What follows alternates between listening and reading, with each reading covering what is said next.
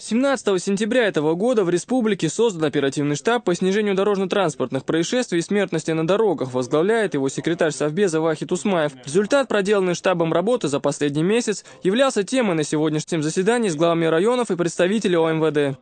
За третий период у нас совершено всего 37 ДТП в республике.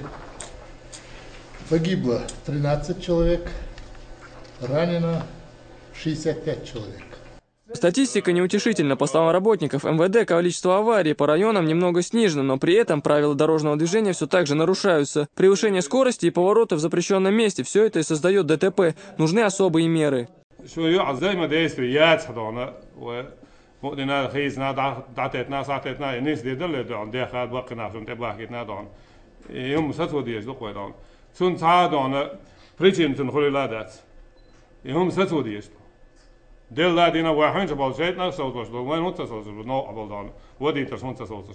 К концу встречи здесь были упомянуты и положительные новости, присутствующие на заседании. Первый заместитель министра здравоохранения Чеченской Республики всех порадовал, сообщив, что число поступающих в больницу из-за ДТП людей снизилось в разы.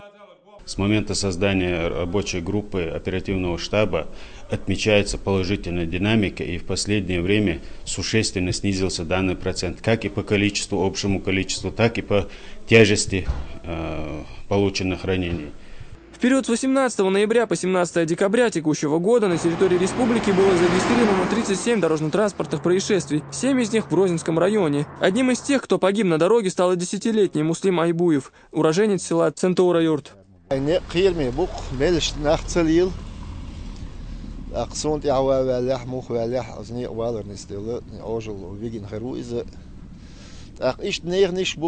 Если сравнить с прошлым годом, количество ДТП значительно снижено в ближайшее время путем проведения массовых акций и профилактических мероприятий в учебных учреждениях. Смертность на дорогах планируется свести к нулю. Аслан Аль-Букаев, Муслим Типаев. Новости.